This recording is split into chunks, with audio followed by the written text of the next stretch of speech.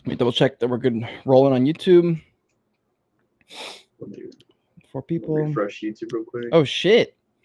Some peace waiting in here for us. All right, I think we're rolling here.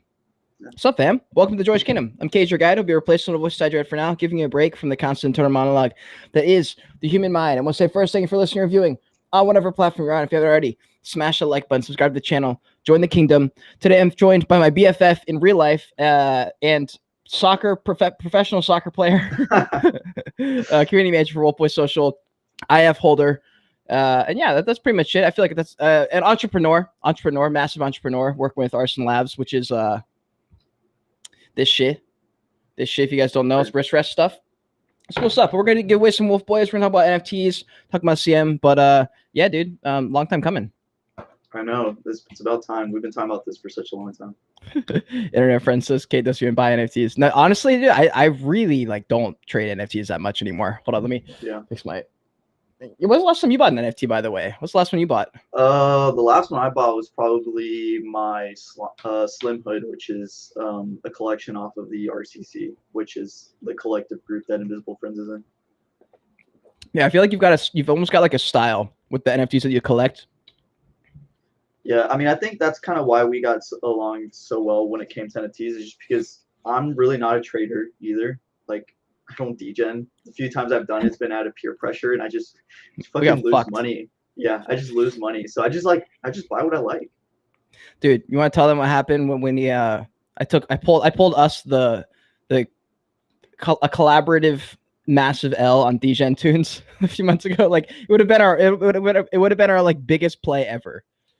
It really would have. I think they were at like 0.07, 0.05. They like weren't minting out, and I remember like Lux had bought like 2 or 3 of them. I was like on the edge trying to buy some, and I asked Kate, I was like, yo, like these are kind of cool, I like the art, like should I buy one? And Kate's just like, dude, they're not minting out, like probably not. And I'm like, all right, I guess you're right. So I just like stopped looking at them, and then next thing I know, they're like 1 ETH. Yeah, that shit sucked, dude. And the sad part is I can remember that night vividly because that like truly was a massive L. Like you guys don't realize degen tunes flew to like 1 ETH, like well over, I think 2 ETH actually, 2 or 3 ETH at one point. They actually hit 3 ETH at the highest peak. My God, dude, it was just bullshit. There was no reason that should have happened. Like literally straight up bullshit. But there's been other times. People watching, there's been other times where I made a correct call. We had Devin way back in the bull run. So when did you get? You got him end of the end of 2021. So I think I got into NFTs around November because that's when I found Invisible Friends. But I didn't buy my first NFT until I think it was like late January, early February. Okay. Yeah. So he had bought some NFTs. He was really early. And at that point, I'd gone through a few cycles. I had seen some things happen. I kind of knew how it worked with lots of hype and attention at that point. I know everyone knows now because we're well into this NFT journey. But back in the day, you know, when there's a lot of attention, there's a lot of hype. It's like with Wonder Palace. Remember that project? Starcatcher, I think it was. Dude, yeah. Devin was up big. And he just could not bring himself to click that sell button. Yeah, I mean, I was such a bag holder. Everything was just like so special to me. If I minted it, I was like, man, like this is mine. And then of course you get that like idea where it's like, what if I'm in a 1 of 1? What, like we're talking and like this was back in January, right? This is when like the bull was like at its peak. Like you could 10x, 15x on almost any project as long as you minted. It's true. And I've minted a 1 of 1 before, just one time, and it was crazy when it happened. But because I had that little taste, I feel like I just like let it happen. I was like, yeah, it's fine. Like he'll learn. But I feel like I probably should have pushed more because that was kind of a huge L there. And I mean, in the NFT space, honestly, I feel like everyone almost has to learn from experience, even though all these YouTubers, including myself, are out here trying to make videos and help. You still have to pretty much lose all your money to understand how it is. Emmy says, can we go back to January? Yeah, let me know what you guys think. Like, what were the NFTs that you guys bought? What are the NFTs that you guys bought in the bull run of the beginning of the year, I guess? I literally I don't know about you, Devin. I literally can't remember what the bull run feels like. I do. Do you? Mainly just because I took such a big L on Invisible Friends. Like that's one of the only NFTs I like really like was striving for. That like if I had an Invisible Friend, it's like, man, I don't fucking need anything else. Well, you achieve that shit. I mean, you achieve most things, honestly. If we're gonna be honest, Devin's one of those guys who he'll pick up something he's never tried before in his entire life, and he'll just automatically be #1 at it. It makes no sense. He'll try a business, it'll just take off the first time. He'll buy an NFT, it goes to the moon the first time. What were we even talking about with that? I completely lost my train of thought. Oh, we're just talking about how invisible friends kind of what really right. But yeah, you finally got your invisible friend though. That took a long time. Finally, like 10 months later, finally became a reality. What's up, Chumami? We'll get Chumami on the podcast as well at some point. But yeah, Sarah's in the house. I've actually known, for people who don't know, I've known Devin for a super, super long time. Know Sarah an even longer time. Apparently, me and Sarah, his wife, I've gone back all the way to preschool. There's a video of us running around in my backyard at a pool party or something like that. So I was making in diapers in a pool. And then me and Devin met up. I guess we met in high school, but I don't really remember. We've told the story before, but I can't really remember the details. I don't think we really talked at all in high school. I feel like your memory might be slightly blurred because, like, I mean, I think that was like a pretty peak time whenever you had transferred schools to our school. Because I was always on the soccer team at our high school. So, and I think you transferred over like junior year, I believe, or sophomore year. Yeah, I think it was sophomore year. Two. But yeah, I think that's when we first met and we played soccer together. But I don't think the relationship really grew much past that until we like ran into each other at Planet Fitness. And it's like, all right, I mean, I'm taking it seriously. You were obviously always taking it seriously. So I was like, you know what, let's hit a workout every once in a while. Yeah, and that was about the time when I was dating Meg, or maybe like right before or right after. I forget exactly when we met. I think we met in the summer before, so maybe we had like a month or two before. And then you were working out with Sarah Beth, and I didn't really have like a gym partner, I think it was. And I had no life. I was just working through the breakup. Or no, I wasn't. I think I was working through another breakup, and so I was getting really, really in shape. And then you guys were always at the gym at the same time, so we started going. And then I don't think we even hung out outside of the gym. I'm pretty sure for like almost like for a few months we only met at the gym. Yeah, for the longest time it was just strictly just like hitting workouts and just like maybe talking occasionally on like socials. Yeah, and I really don't know what we talked about back then other than girls, because probably just girls. Yeah, it must have been, because now we talk. I mean, 75% of our conversations revolve somewhere around the NFT Web3 world, and I really don't know what my life was like before. Like, we used to live together too, so we went from not really talking in high school to college, where I was living in the dorms and living in an apartment and stuff, and then I moved in after college during COVID. I think it was. I moved into your house. Yeah, it was during COVID. Yeah. What you think about that? I lived at your house for a long time. Yeah, I mean, it was actually a pretty fun time. I guess, I mean, you weren't really there most of the time because you were like on your like work grind. So like he would drive like 30 minutes to like the beach where I live just to work at some restaurant. Yeah, I was making bank. And when you weren't doing that, you were like buying like junk at garage sales and like flipping it. This was like when you entered your like Gary V time of your life. I did. And yeah, I bought a lot of things, honestly. And I remember I bought a home gym. That was my biggest flip ever. And that was, I think that was actually after I moved out or I kept it in my parents' house, because I literally went and bought like a $500 home gym, and I was terrified. And I remember bringing it home. I had borrowed someone's truck, I think it was, and I just stored it there. That was my biggest flip. But I'm pretty sure that was my Gary Vee moment. And that's when we found Dogecoin. Yeah, I think Dogecoin is what really kicked off most of this. No. Yeah, I would say so. I was definitely into the finance sphere at that point, but I don't think I was deep into crypto. Like, I don't think crypto came onto my head until we bought Dogecoin. And it wasn't even when we bought Dogecoin, I still didn't know anything about it. Like, we made a quick 2x, and I'm pretty sure I pulled out half, which was like my biggest mistake ever, because if I had just left it in there, it would have been so much more. It would have been probably close to like, I forgot how much we made. I think I made close to 15,000 on that. I made like around 10,000. Yeah, okay. So I would have had, and I probably would have made more, but the only reason I made less is just because you were like, yo, pull out some profits now. So I like sold off like I think $500 worth of Dogecoin, which at the time amounted to a whole lot compared to what it would have been when I would have kept it. That shit was nutty. Yeah, so Devin had found a TikTok in 2019 or 2020 about Dogecoin before the real pop. It was like a year before it really popped, and Sarah Beth's still holding her Dogecoin. I guess I could kind of touch on that. I mean, it was so weird because Cade was living with me at the time. He was like upstairs in his room doing whatever he was doing. And I was like sitting on the couch watching TikToks, and I come across one where someone's like Dogecoin, like this, that. They're like, if everyone just buys $1, it'll move. And I don't know why, but in my head, it just seemed like such a good idea. I was like, you know what? This is gonna blow up because it's on TikTok, obviously. I was like, should I just go buy $1 worth? And I remember I made a Robinhood account, which fuck Robinhood. Yeah, fuck Robinhood, dude. And I like bought $20 worth of Dogecoin, and I told Kate, I was like, yo, Kate, buy some Dogecoin. And then you were like, all right, let's do it. And then like within the next week, it was like just like slowly climbing. Yeah, no, this is before, like, in my opinion, true meme coin culture. I feel like that was probably the first.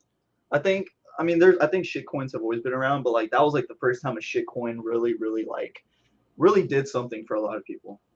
Yeah, it blew the fuck up, and I don't think anyone's really expecting that. But that was before people like knew about it in a sense of like YouTube. Now, like everyone knows the gist with meme coins, so like everyone kind of knows like you're not supposed to stay in it more than like 72 hours, like all these rules now. But back in the day, like no one knew anything about anything. We didn't know when the bull market was going to end.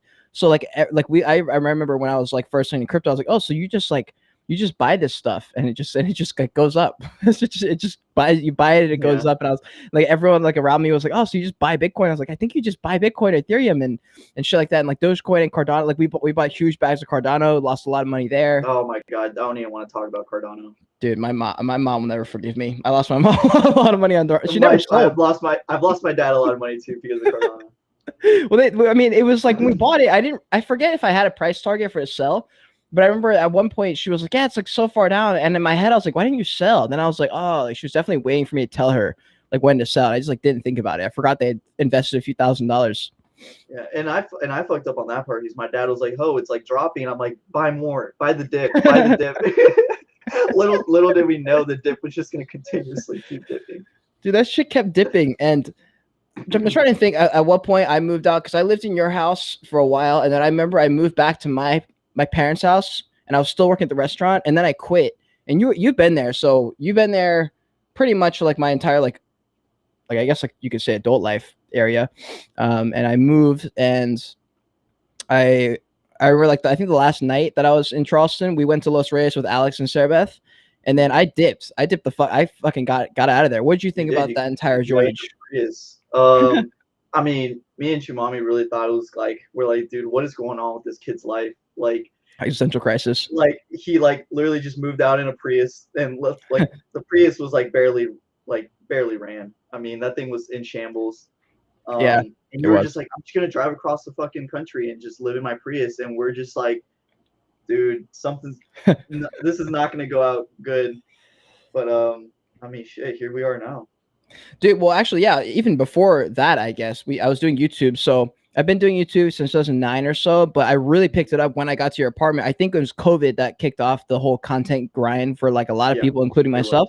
So I started making YouTube videos, and Devin would always help me with thumbnails, or he would yell at me about titles or like some bullshit because he just gets this stuff. Like for some reason, the amount you just ingest so much fucking content, you watch so many videos and stuff. So he always knows what angles to use. He always knows like what thumbnail's gonna look right because you watch so much content. But you've been there literally since the beginning of like the true YouTube grind. Yeah. Yeah, I mean that's kind of what helps, right? It's just the amount of content I intake.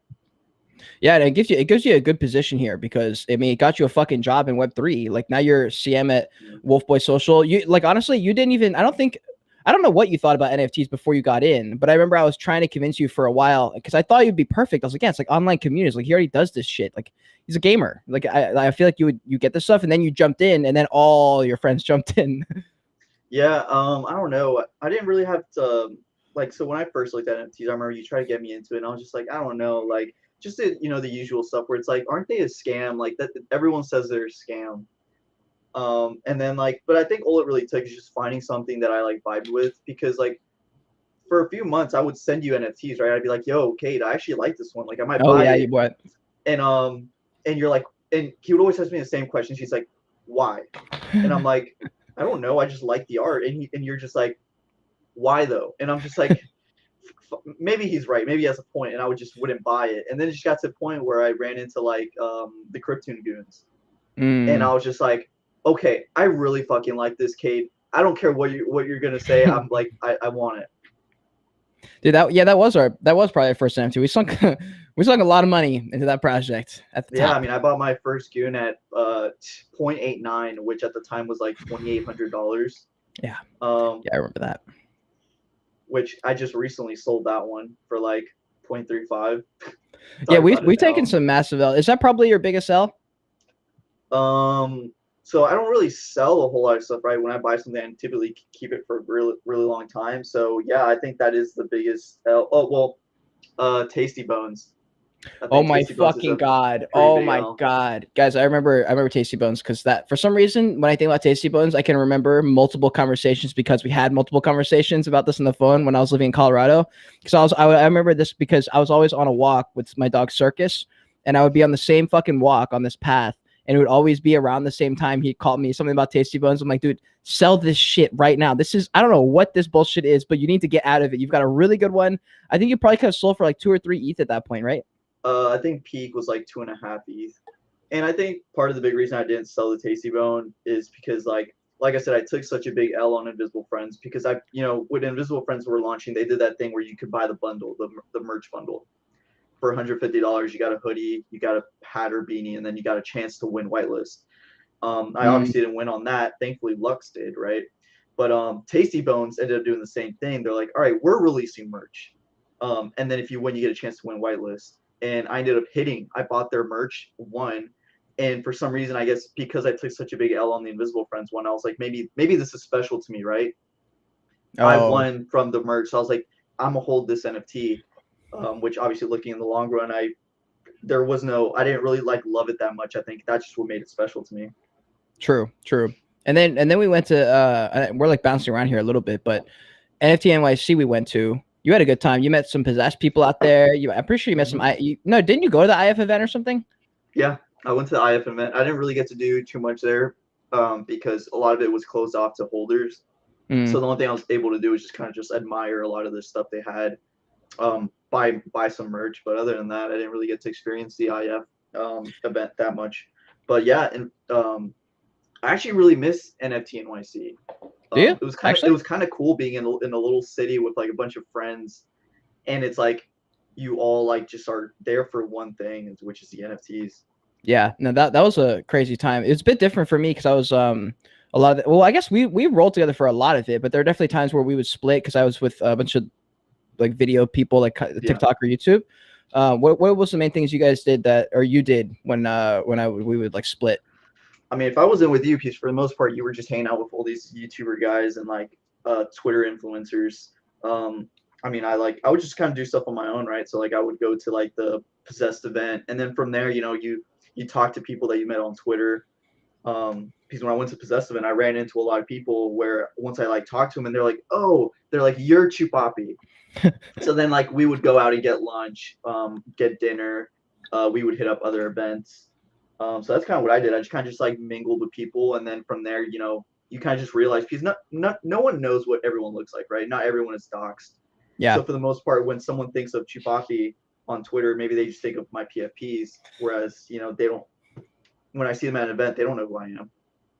Yeah, I was gonna say that part was kind of weird, especially because there's a couple who would introduce themselves to me as like their Twitter name, and I'm sitting there, I'm like, yo, I don't fucking like, I don't know. I don't know. Like I have to. It's weird. I can't unless I see their name and their face and like their photo.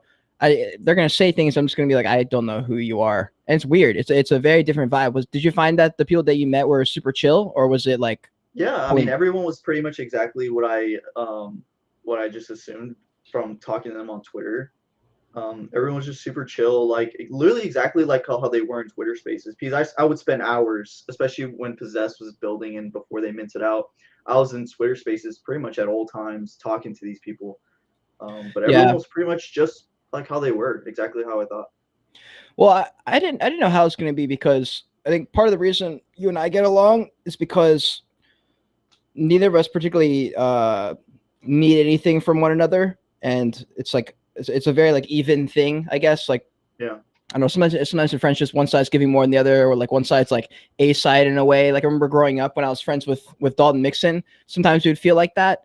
Like I felt like like sometimes it would feel like he was following me, but he wasn't. It's not how it was. It was just my insecure self in high school. But our relationship works because of that. But it's also because you're just fucking like you're headstrong, like you're confident in your stuff, and then you pull off things without anyone's fucking help, and stuff just works. So you have like a very calm demeanor about you. Like you don't have to prove anything to yourself. Like I remember when we went, like I was really worried about this actually. I don't think I even told you this or anyone this. I was just like nervous about it when we went to. What was it? It was my senior year of college. I had been invited to be the founder of a frat. Do you remember this? They had invited me to become a founding father. And so they're like, come to a few parties. We want you to like scope the place out and like talk to these freshmen and see how it is. And I invited you guys because I didn't want to go by myself. I remember going to this. Yeah. What did you think about it? Because I didn't know. I've never seen you in a party setting. And I was like, Devin's quiet and he doesn't care about any of these people. He's going to have the worst time. And then I remember like after a few minutes of talking to other people, I looked over and you're like chilling, talking to some people. And I was like, oh, okay, he's chill. He's fine. Yeah. I mean, if there's one thing that I guess to know more about me is like, I can be talkative when I want to be, but here, the thing with me is like, I don't really want to talk to new people a lot just because I know it's only going to last a certain amount of time, right? So like, I like to stick to my close circles, connections I've built over a long period of time. So like when you invite, so like that's why I never really like going to these parties because it's like a lot of these people, I'm just going to talk to them that night, and then after that, it's gonna like they're gonna be gone. So I feel like it's a waste of my time. So when you invited me to that frat party, I was just like. First off, I was like, why are you doing this? I was like, why a frat? And then we ended up going, and it was exactly what you imagined a frat would be. And for a lot of people that don't know this, I didn't go to a real college. I went to a tech school, right? So I never got that experience of going to like these kinds of parties. Wait, was that your first and only party? I've been to a few other that you've had, but they're just small. This was like the first frat party, like real college party that we went to. That was in a house, and it was exactly what I thought. You pull up, everyone's wearing basketball jerseys. Oh my god. Yeah, I know. There's like 10 guys and like 25 girls, and most of the girls you can tell they don't want to be there. They're just there probably for free alcohol. Yeah, it was like a weird setting. The one I can't remember if it was the same one, but the ones I went to, they would fill up. There would be too many people in one spot. Like at the one we were at I think did you guys leave early? Yeah, I ended up telling you, I was like, yo, Kate, I'm out of here. Okay, that makes sense because that place filled the fuck up after you left because there was at least like, there had to have been over 100 people at one point. Because I remember it was like, literally, you're just like butt to butt. You can't move. There's like, people are screaming in your ear. And at that point, like I said, I was like basically trying out to be founding father. So and I was a senior. So like all the freshmen were like coming up, pitching themselves, like literally pitching themselves to me. They're like, hey man, like I'm Brian, like I'm a business major, of course. Like I'm doing this, I'm doing that.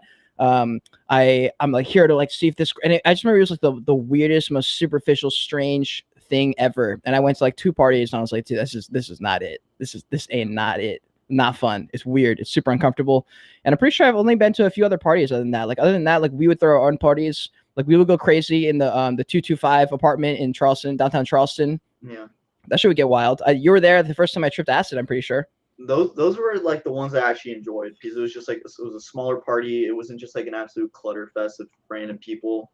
And I mean, it was people that we knew. A lot of them worked out with us. Like Talon was always there. Oh yeah. Yeah, he worked out with us. Dalton was there. Austin, David. Were always a good time. Sausage Fest. Yeah, no, that was a good time. The college time was crazy. When I think about it, actually, 2017 in college was like a wild year. When I think about the things that had 2017, 2018, like a bunch of wild shit happened in that apartment. Lots of super illegal stuff happened in that apartment, honestly. But you were there for pretty much all of it, and I feel like you were almost like my beacon of my normalcy, because I'm sitting there with like my drug dealer best friend who's my roommate, and like crazy shit would always happen there, and then all these degenerate college kids, and then you were there. Like we pretty much just did healthy stuff. Like we would go to the gym, or that was like pretty much it actually. Pretty much the gym. Yeah, I would say so. I think at that point in time, that's all we really did was work out. Yeah, and we would go for like 3 hours too. Like we were yoked. I'm gonna see if I can find a photo here. But Devin, me and Devin both, we were kind of actually yoked at this point. This was 2018, right? Yeah. All right, let's see if we can find a photo here real quick. Like going with me and and that's 2018. I mean, I guess that was a little bit more you than me because I think at the time I had just started working out back in like 2016. So like I was by no means like really that big. Yeah, you're right. At the time, I was still I was fairly small still, but it was just like skinny me from high school, but like with a few pounds of muscle added on. True. I see Chumami saying meal prep. Did we have double dates? I guess, yeah, I mean, did we actually do that? Double dates with Meg? I think so. Yeah. There's Where a the few where the times fuck did where we go? I don't know. We cooked in my house a lot. We did, but was with Meg? Was she there? Like, had you guys moved into your house at that point? I'm pretty sure you two were broken up with at the time. Yeah, I don't even remember. Anyways, this is a really interesting topic. This will be good for all the people who are listening on business. So also while we were living together, a whole lot of shit happened. Now that we're recounting all these things, like a whole lot of things happen. Life changes. You basically went from working a normal 9 to 5 tech job, which I can't even explain. Like it was some government shit. And then you just were like, nah, bro, I'm making these custom wrist rests instead. Yeah, I guess we can dive into that a little bit. So I was doing cybersecurity for the DoD. That's what I was doing because that's what I kind of got a job in when I graduated from my tech school. And I was just doing that for like 2 years. And it was just one of those things where it's like, you're in a cubicle all day. It truly is fucking miserable. You don't know how miserable one of those kinds of jobs are until you're actually in there. Because every Yeah. day you show up to this plain ass building and you sit in a gray ass cubicle. It's so boring. And you have the same conversations with your coworkers every day where they're like, what'd you do this weekend? It's like, bro, I don't care. Leave me alone. But you didn't mind answering that to your boss though, eh? No, not to the boss. But so yeah, so when COVID started, we started working from home.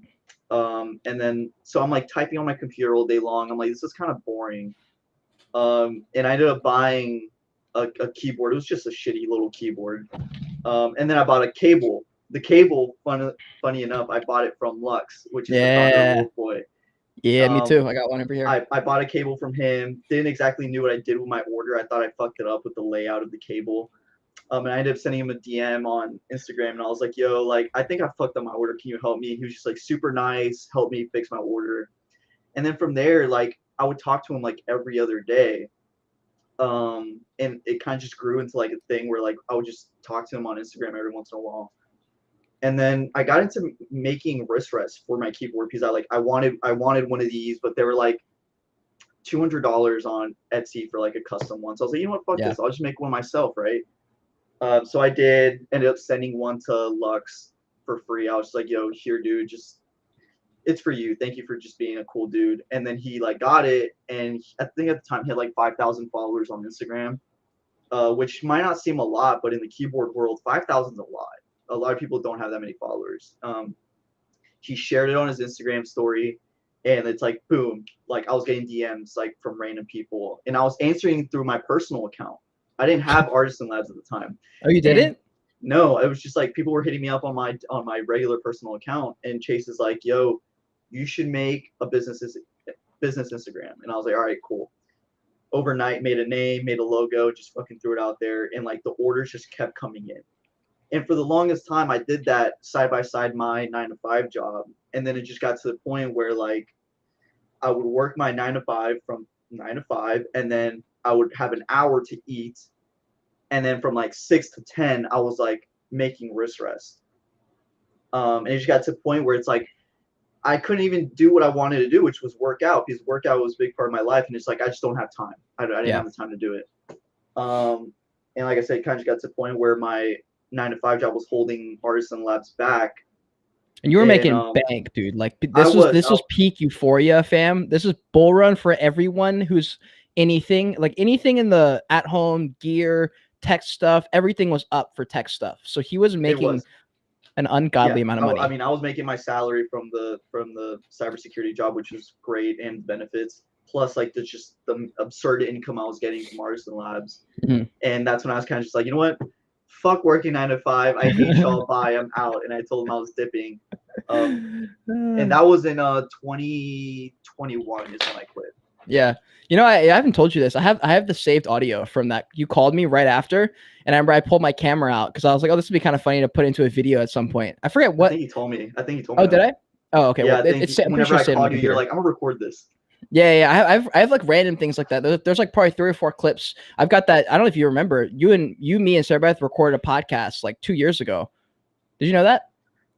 Yeah, where we're sitting at our dinner table and you were asking us questions. Yeah, that shit's still on my phone. There's only one copy and it's on my phone, so I keep forgetting. I need to download it to my computer so I don't lose it. But I think that video is supposed to.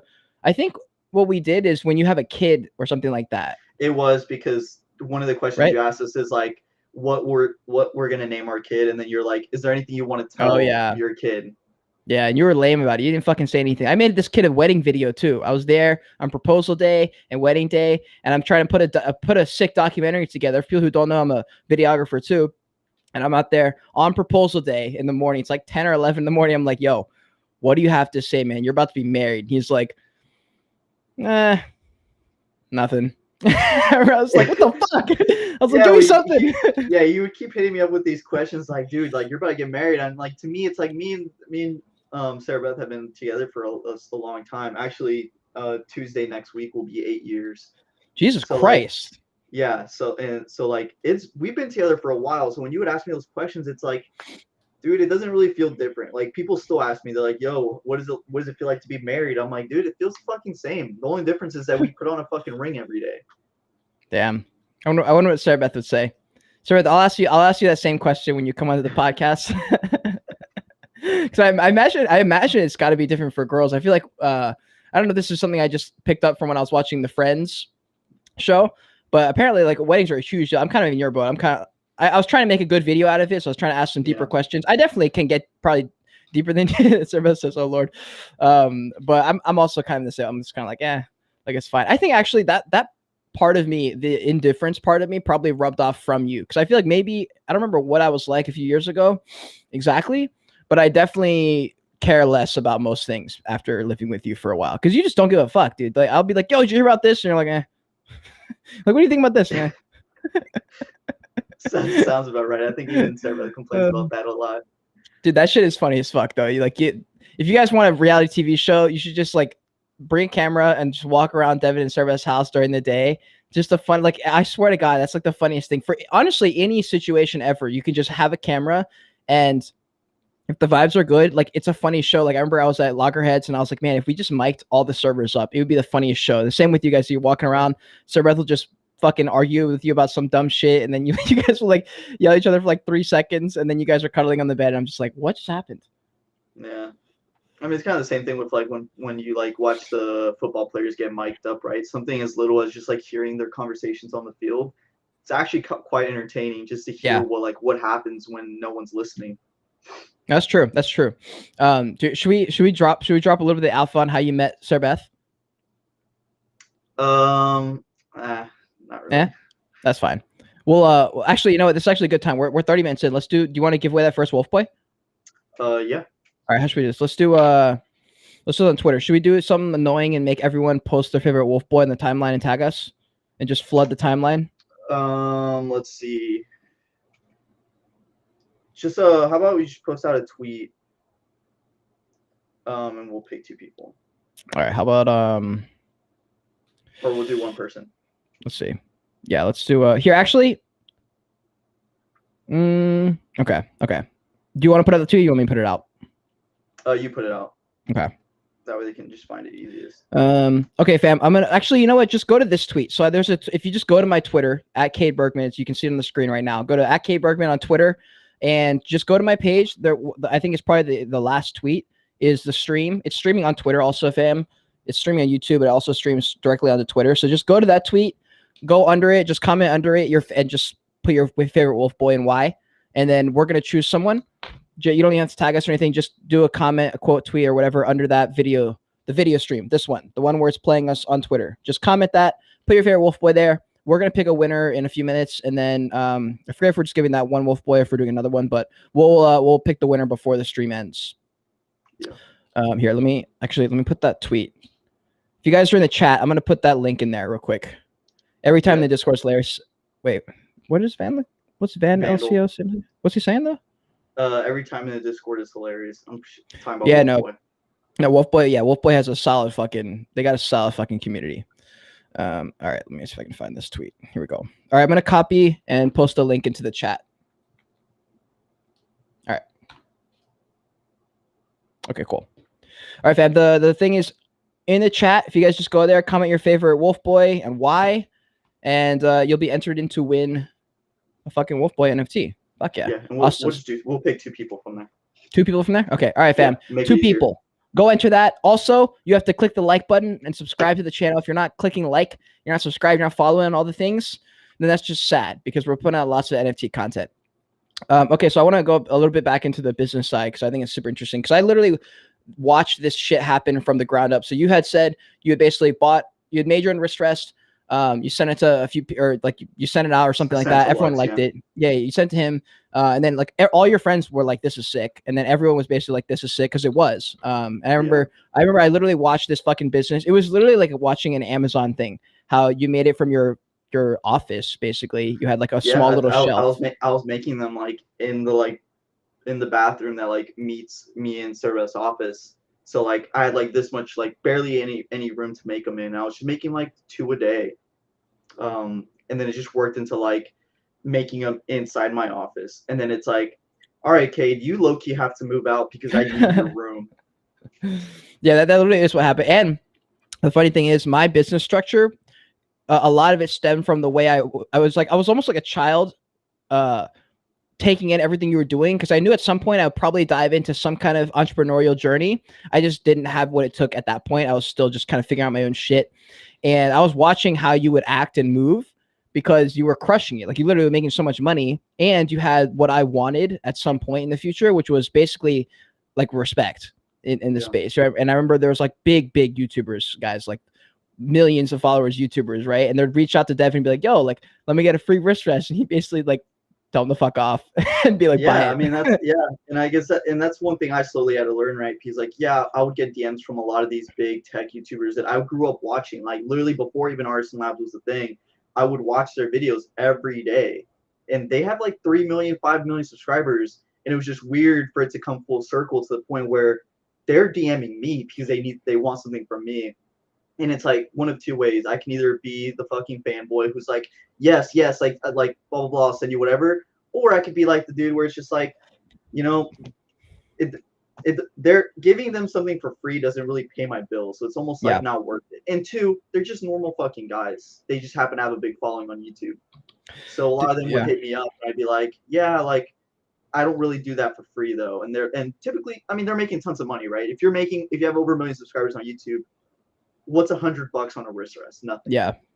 So that was another thing that made it a lot easier to like look at the whole thing as a perspective was like they have the money, they shouldn't be asking for free. Yeah, and I wouldn't even thought that deep. I would have just been stoked that they messaged me, and I for sure before I had seen you do it, I for sure would have been like, absolutely, let's do this like that. I'm gonna get so much exposure from this, even though I knew that exposure is bullshit. Like nothing happens when you get exposure from someone post. Well, I guess it can. Like, did you ever do it? Did you ever make one for one of those big guys? They were buying. I did. Pretty much every big YouTuber who reached out to me, or like, I've made some for a lot of professional like Counter-Strike players, Fortnite players. I made a bunch of them, but they all paid. I never gave anyone anything for free. I think Lux is actually the only person that's ever received something. Nah, bro, what you mean? I don't think I paid for this one. Did I? No. Nah, I got 2. We gave you that just to shill for free.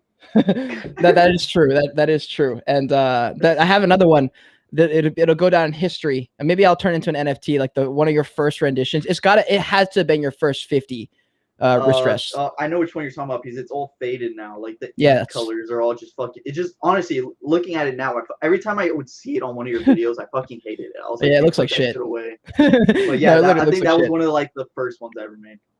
It was a solid one. Adam says, "Give me a free wrist rest, Poppy." Yeah, no. So I was literally like watching you do it because I knew this was different because no one just starts a company. Like my dad, for instance, was like fucking just couldn't. But he was like, you were like the son he never had. He was just like, what the fuck? Like you're literally into tech and you started a business. You were like doing all this shit. I'm out here like serving in a restaurant. But I remember like we literally couldn't believe we were like, so this motherfucker just like posted a picture on Instagram. Everyone wanted it, and that's when like the gears started clicking for me because I was like, wait, so you just have to come into the industry with something that's not there yet, and if it's good, it'll just sell itself and it'll just have word of mouth. And that's literally the backbone of my business now. It's just like all my clients come from word of mouth just because they know I'm the guy who does the reviews and like does those videos, and they all just come from that. And I don't even like talk about it really. It just kind of happens and literally all form from you. So thanks for starting Artisan Labs. Yeah. It was funny because as I was doing a lot of this stuff, you would tell me, you're like, I might ask you about this shit later. And like probably like 2, 3, 4 months back, you were like, yo, I'm gonna start doing clothing. How did you do it? Oh my I God. gave Kate the rundown. So I guess it does help to have someone else kind of like lead the way for, I guess, showing you how to do it. Yeah, no, thank fucking God. Like it literally he's one my dad has one of these guys too. His name is AT. And every time he has a question about something random that most people don't know, he just calls him. He's like, yeah, he probably know. So you're kind of my guy for that. Like if I have a question and nobody else knows the answer, I'm like, okay, Devin probably knows the answer. And so same with the business side, because I was just like, okay, well, he's doing it. You're further ahead of me and you're successful with it. And you've always just kind of known things. So yeah, I would just ask you questions and kind of just see how you would respond to things, because I don't know, you said like a stoic way of doing things and it just works. And so I don't know. It's a good thing to have. I feel like respect's probably the most important thing you could ask for. Yeah, respect is really important. I think that's kind of one of the things that took me as far as it did in the keyboard space. It's just these followings. A lot of people have followings now, so I think it's more important to have the respect of the people within the community as True. opposed to. And that's kind of what I'm trying to push now for like the Web3 space now, with like my Twitter and stuff. You don't like shit posters on Twitter have a lot of followers, but like they don't have fucking respect. Like they just make you laugh and they have big influences, as opposed to like someone who actually treats people with respect. Yeah, that's true. You actually have. I was actually interested in that because you went from fully on Instagram, really didn't use Twitter much at all, and I didn't really think you were going to. I thought you should, because you already understand social media. So like he definitely could and he'd be fine, but I just don't think he wants to. And then like you just started. I forget where you started posting things. I think it was just from buying other NFTs, right? I think yeah. So when it started was just from when I was buying NFTs, because you do the whole like, oh, I just bought a Wonder Pal, like do all pals follow back, just like you start following, right? But it wasn't until like I started working with Wolf Boy to the point where I was like, you know what? If I'm gonna be a community manager, part of the team in some way, like I need to start like kind of like, I guess, promoting myself somewhat. So that's when I started building connections with it through my Twitter account. Yeah, and you had Arson Labs. Like I thought maybe you would go in that direction, like try and sell through Arson Labs. Like I know you didn't you make Invisible Friends a wrist rest or I someone? did, yeah. I actually have it like right up there on the shelf. But yeah, I mean, I have Arson Labs Twitter account, but like keyboard is just the keyboard community isn't really on Twitter. Yeah. And I was using that Twitter account for NFTs for a while, but like every time I would post an NFT I bought on my Arson Labs account, people are like, dude, I just screenshotted it to get the fuck out of here. So that's when I was like, all right, you know what? I have a personal Twitter account that I made back in like 2012. I was like, I unfollowed all my real life friends except for like you and Sarah Beth, and I was like, this is my Twitter account, my NFT Twitter account. Yeah, Sarah Beth's right now celebrating because you don't even follow her on Instagram. I actually just recently followed her back on Arson Labs. Damn, you're simping now after you got the ring on her? Yeah, I told her, I was like, I had to unfollow a few fake people, so I unfollowed them and followed her back. Damn. Yo, actually, have people fallen off? Like I know some people you were talking about, but like have more people fallen off than you thought in the keyboard community? Just like stop making content, stop posting, stop selling things? Yeah. And we had this conversation yesterday. I think you wanted to say it for the podcast. Is like the keyboard community has slowly just started like dying out. And I think a lot of it just has to do to the market. Like it's like NFTs and crypto aren't the only things that are down. I mean, people are just down in general. People are back in the office, right? So no one's taking a custom keyboard with them to the office. Yeah. Mainly because they're fucking loud and no one wants to hear that. So yeah, there's probably like 5 buddies of mine who all had businesses who are like, they're now back to doing a second job, or they started something else. But yeah, I mean, I think a lot of us are doing. I mean, I've always wanted to bartend, so I kind of took this opportunity in the market where I'm like, okay, there's not a whole lot going on. I feel like I'm almost making up work that I probably don't need to do sometimes, and I'm definitely wasting a few hours. So I was like, okay, like I probably have a few hours extra in the week, so I went and interviewed at a bar because I was like, I want to learn this shit. If the market comes back, when the market comes back, I will not have time. Like I'm gonna have to quit. So I was like, okay, like while there's a little bit of time and an opportunity here, I'm gonna go do that. And also consistent pay, it takes the pressure off. Like I know, yeah. Well, with you, I guess in the bull market, or just like in the bull market of not just NFTs, you were just making so much money, it was crazy. But now it's just it's kind of slowed down. So I guess that's just the way it is. I mean, things can't go up forever. It definitely felt like it was going to go up forever. Like I literally thought you were going to sell the company for like $1 billion, like 3 months in. Yeah, I mean, when I looked at it, I always knew. I mean, I feel like all good things will eventually come to an end, and I was just like, you know what? I'm just gonna keep riding this wave. Yeah. I'm young. I would think when I started Artisan Labs, I was like 21, 22 years old. Damn, that's actually kind of funny to think about. Yeah, it is crazy. So to think that like I started my own company at like 21, 22, I like when I started, I was like, you know what? I was like, I'm young. Let's just see where this goes. I was like, if it takes me until I'm 28, then cool. If it ends when I'm like 26, whatever. At least I learned a lot of things along the way. Yeah. And it gave me that financial freedom for such a long time. Yeah. What, did you buy anything silly? I forget. I know you have a second car now. You fucking bought my dream Well, car. I've always had a second car, which is the Subaru. But I bought a new truck. Yeah, guys, he bought my favorite car, the Jeep Wrangler first. Wait, I know you had that actually. And then Yeah, you I bought had my the favorite Wrangler. truck. Motherfucker buys a Ford Raptor. Yeah. Unbelievable. Also, Austin says, what is the keyboard community? I assume it's like the Reddit and like the online community, right? Or is it So different? the keyboard community is like when most people think of keyboards, I mean, you just think of something that you type on. But it's a whole like rabbit hole that you fall into where like um I mean, and people find this very weird. Like me and Lux were spending $3,000, $4,000 on a keyboard. Yeah. Like just something that you type on, and they all work the same. They all do the job, right? Any keyboard will type, but the thing is that they sound different. They're built custom. You like every switch underneath the keycap. You take apart the switch. You lube up the inside of the switch, so when you click on it, it sounds like amazing. If you just go on YouTube and look up custom keyboard sounds, you'll see what they sound like, and It's so worth it. It's so worth it. so nice. And even Cade for the longest time was like, dude, don't all keyboards do the same thing? And I'm like, they do, but they don't. And then I ended up gifting him one. He has one that he types on right now. Yeah, and it's he's lit. like, and I remember I FaceTimed him because he unplugged his old one, plugged the new one in, and he like started typing. And the second he felt it and heard it, he's like, okay, this is nice. Yeah, and it's not that expensive. Like it's just like you can get a really good one for like a couple $100 or something or less. And that is the thing, right? When it comes to custom keyboards, I think Cerebras keyboard is like it's like a $95 keyboard that I just kind of built and like fine tuned it myself, and it sounds phenomenal for $95. The thing is because I had my business and I used a lot of these things as marketing material for like Instagram posts and like I guess Instagram flexing, right? I was buying these $1,000 keyboards, because $1,000 keyboard gets engagement. People see a $2,000 keyboard, they're like, whoa, what is that? And a lot of time they were all tax write-offs, right? So like I would spend $4,000 on a keyboard, I would write it off for my business. So like it was beneficial in multiple ways, and I would resell them, right? So like if I bought a keyboard for $1,000, I would flip it for $2,000. So yeah, that shit was wild. You were probably the first person, even though I grew up around a bunch of rich kids at the private school I was at for a while. You were probably the first person to truly nail into my head to just spend a little bit more coin and just get the better one. And I tried to be cheap for so long, and then I just realized cheap just is not the way to go for most things. Yeah, and I remember that because and the best example there was a chair, an office chair, right? When Cade was living in my house, right? He had his own little he had his own desk for like his setup where he was like editing his YouTube videos.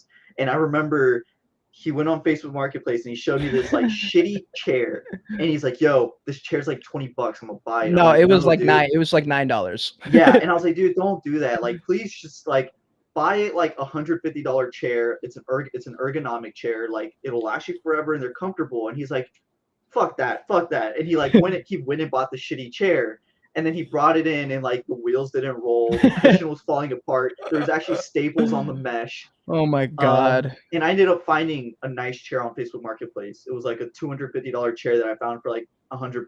And I was like, Cade, buy this chair. If you don't like it, I will personally give you the $100 back. Oh yeah. And then he got it, and he's like, "Fuck, you were right." And I think that point in time was whenever you were like, "I'm just gonna start listening to you." Yeah, it's about the time. Plus, I was rich more or less. Like I was making a fucking lot of money at the restaurant.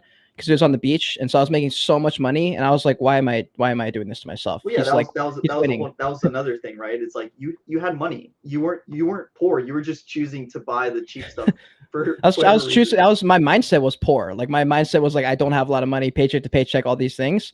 And so like I think with money, honestly, a huge thing is the mindset. Like if you've never dealt with money, you've never used money, you've never bought something because it'll make your life more convenient. If you're not in that mindset to spend money, it's really, really hard. And honestly, the crazy part is like I feel like a lot of NFT people understand that because we're all buying expensive JPEGs. Yeah. And you can buy like an alpha tool or something that'll give you a benefit to go buy NFTs. So like you're kind of using it to like help yourself. But most people don't think past money other than just like buying food and buying alcohol. Like that's literally the only two things most people buy, which is crazy to me because now we're in this world and I cannot imagine wasting time on shit like that or wasting money on that stuff. Yeah, I guess it's one of the things that I learned a lot from like my parents is like sometimes buying the cheapest thing isn't always necessarily the best. They're like, sometimes it's worth it just spend the extra coin and you get something that'll last you forever. That's why I've always bought the cards that I do. Yeah. Sure they're a little bit more expensive or they're brand new, but like, they come with warranty. I know they weren't like bought by someone else, used for 10 years, and then who knows what the hell they did to the vehicle. Yeah. Yeah, that's true. Yeah, for sure. No, yeah, you've told me all the things. And then you jumped into the NFT space. I feel like I can't remember if we just glossed over this, but I imagine the people who are watching would be interested in this. So with community manager and Wolf Boy, you went from like, yeah, let's do it like NFTs, like buying NFTs, same with Lux, and then it's just like boom, we're doing a project. How that happened? Yeah. Well, I know how it happened, but so I mean, we had all bought Cryptoon Goons at the time, so we were all in the Goons Discord. Me and Lux for the most part. You bought your Goon, but you were so busy with YouTube that you weren't really involved in your Discord that much. But me and Lux were like, we had bought our Goons. We were in the Goons Discord all the time, talking to like a bunch of people, like Jacob and Mac and Casket, which is a team member, Brandon, which is also a team member. And I mean, I was on the same page with you, right? I didn't know about Wolf Boy until Lux kind of just dropped it on us on a Saturday. I saw the PFPs in the Discord, in the Goons Discord, because people were changing their PFPs to a Wolf Boy. Oh, really? Yeah. I did not know that. It was just like few at a time. Lux was getting them made for them like custom. And then, but like I said, I just never paid attention because a lot of those guys degen all the time. So I was like I'm not gonna pay much attention to their PFP. And then just like one Saturday, Lux drops a picture of the OG Wolf Boy in our private chat. For people that don't know, there's a private chat with me, Cade, and Lux. And this is before Wolf Boy. And Lux on a Saturday morning drops a picture of the OG Wolf Boy, and I'm like, what is this? What the fuck? I was like, dude, drop me the OpenSea link. I want to go buy I one. remember. And Lux is like, no, dude, like it's mine. And I like told him, I was like, yeah, like cool. I don't want yours. I want to go buy my own. Yeah. And he's like, no, dude, this is my project. And that's when like immediately I changed our private chat to like Wolf Boy Social Club. And that's when, Chase kind of like asked me, he's like, yo, like, I think I'm going to do this. Do you want to be a part of it? And of course he's like one of my best friends in the keyboard space and just like over the years of knowing him. So I was like, I love NFTs. I fuck with the art. I obviously like you and trust you. I was like, yeah. I was like, whatever you need, I'm down to get on this ride with you. And then you were just like, you kind of worked as like a advisory role for us for a long time, right? Yeah, I wasn't sold on it. I was not at all sold on it in the beginning. Oh, no. I was like, what the fuck? Yeah, if there's anything, Cade was very skeptical at first, and rightfully you should be, right? And it also helped in the building process. Because for the longest time before Wolf Boy actually turned into a Discord and all that other stuff, that private channel was kind of the building process where Lux would send a message randomly throughout the day and be like, I want to do this. And Cade's like, because Cade had experience with the space before us, and Cade was just like, it's not gonna fucking work.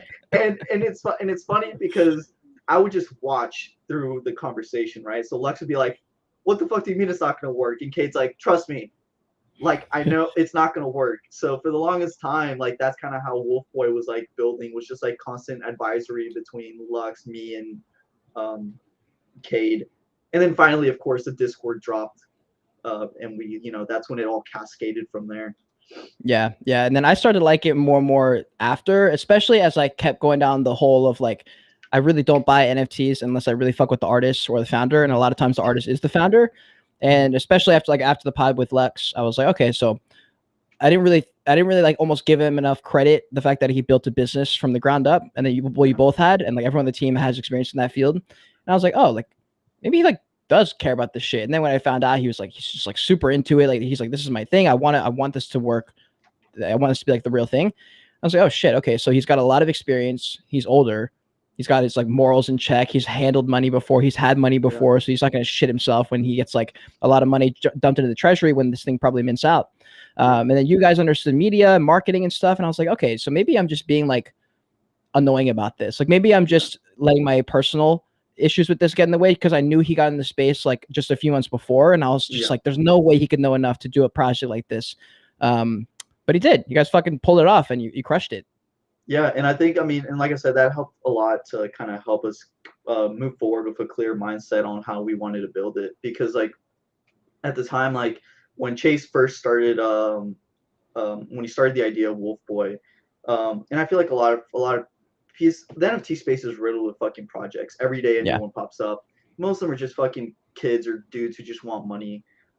Thankfully, me and Lux have, you know, our successful businesses in Web2, so we're like, we know what we're doing. We when he started Wolfway wasn't really to make a ton of money and like do all that. He just like started out as a passion. He was still doing Lux cables. The only reason he stopped doing Lux cables is just because one, the keyboard community is slowly starting to die out, and since that's dying out, he's like, all these people invested in me. I mean, you have like 4,400 NFTs. All those people, you know, invested their money into you. He's like, I need to give them my full time. So that's why he ended up leaving or just stopping in Lux Cables, is just to kind of like give all his time and efforts to all these people who believed in him or in us to begin with. So, and yeah, like you said, I mean, you know, he's older. You know, I think we did it for the right reasons as opposed to what most projects do. And the big thing was you guys just like, you don't have bullshit. Like if you're like, that's stupid, you're just not going to do it. And that was one of the big things you guys would, if you saw something that you hated about the NFT space, you were just like, well, we're not going to be participating in that. Like you guys did a super, what was the reveal? 24 hours? Yeah, 24 hours. Yeah. So there's like a bunch of things like that. You were just like, I hate the 1 week drawed out reveal. That's stupid. We're gonna do this instead. And it was very much like the same vibes you had with Arson Labs. You're like, I don't fucking care about anyone else. This is the way we're gonna do it. And I liked that.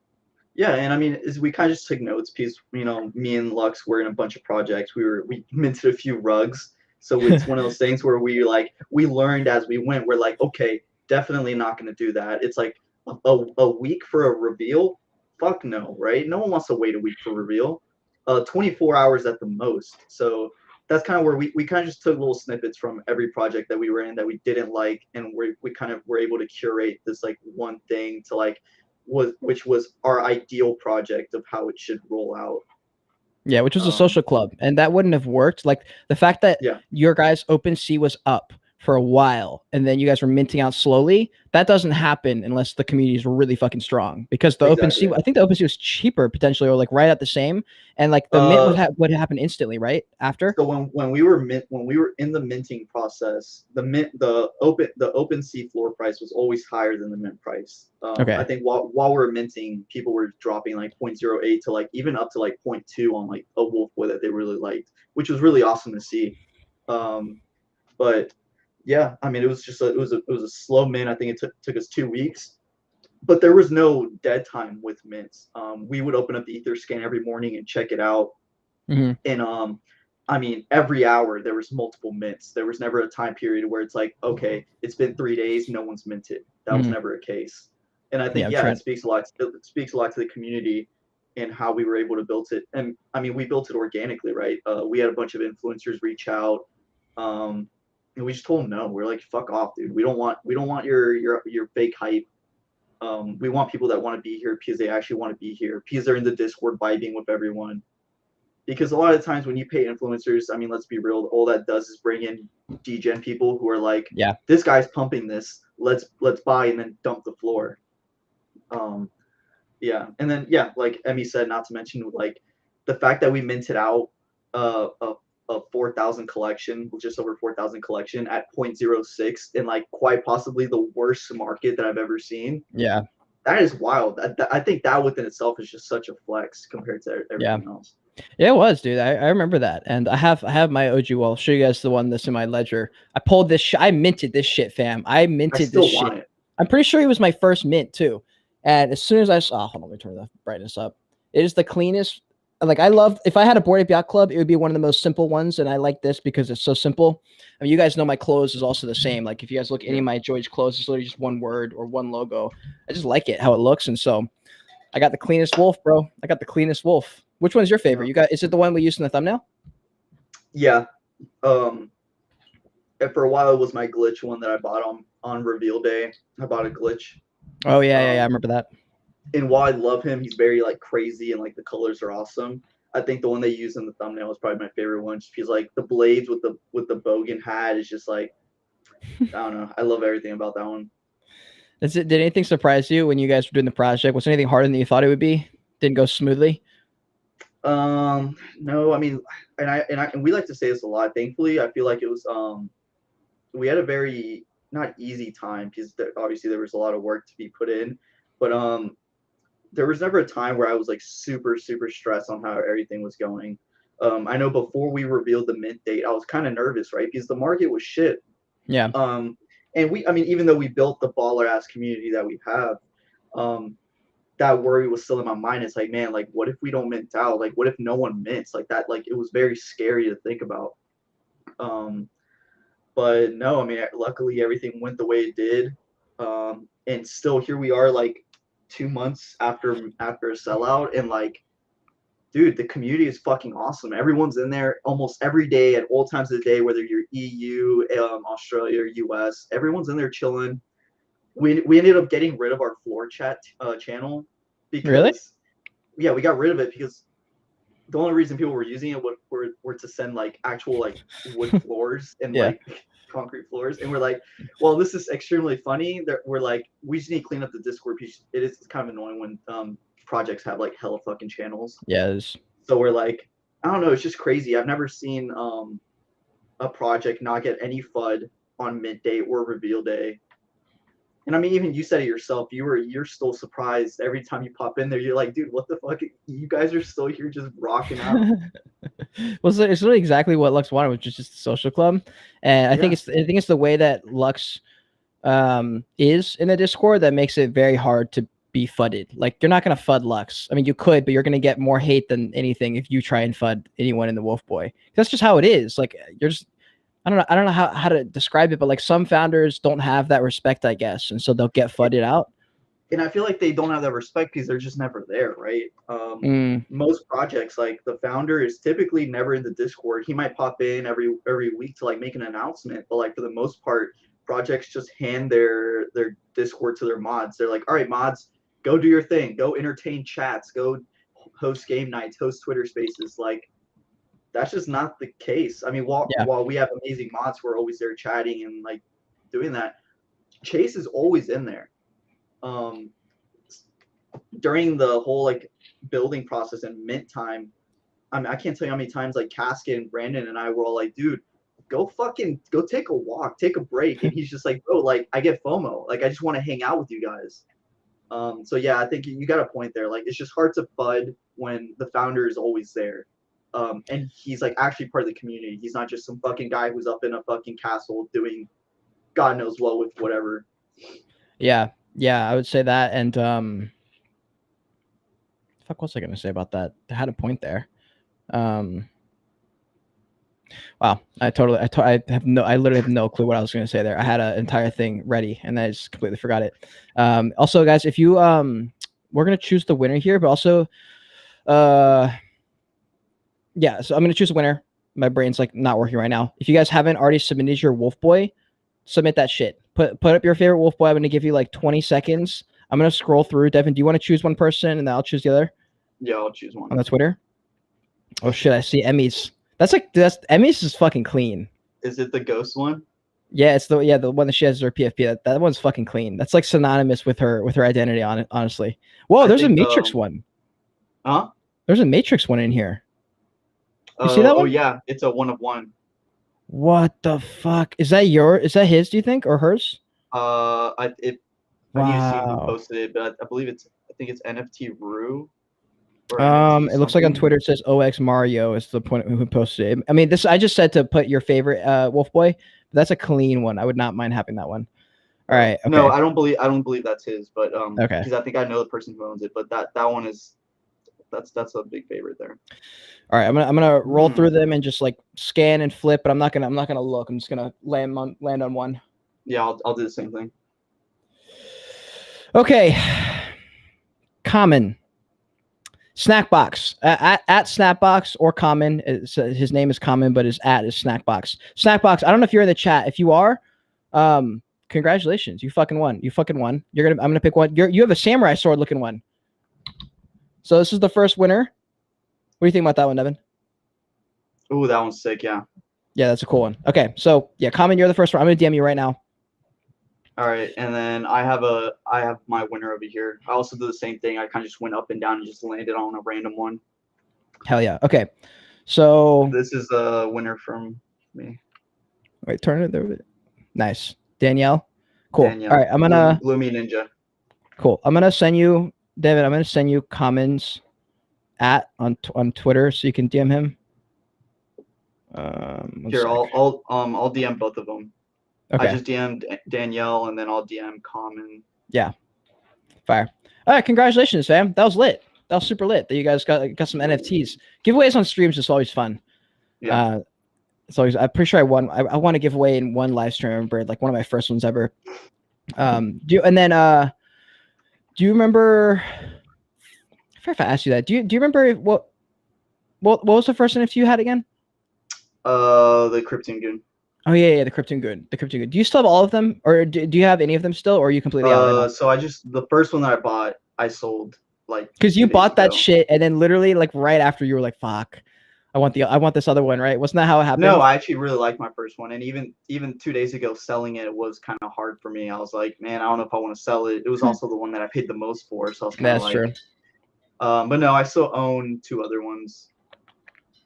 Common, what happened is you won, Common. That's what happened. And then wait, who was the other person? Is the other person in the chat? The other person responded on Twitter, so I'll get them both taken care of. Cool. Yeah, Common, he's gonna shoot you a message on Twitter. We'll get that shit taken care of. Fire. Okay, I want to do some like random Q&A stuff because it's really hard. Like I've been trying really hard to make this like a structured conversation, but since our history is so long and we've done so many things, my brain's just jumping from one spot to another. It's probably been an exciting podcast to watch actually, because it's just been one thing and then we bounce back 5 years and we move forward 10 years.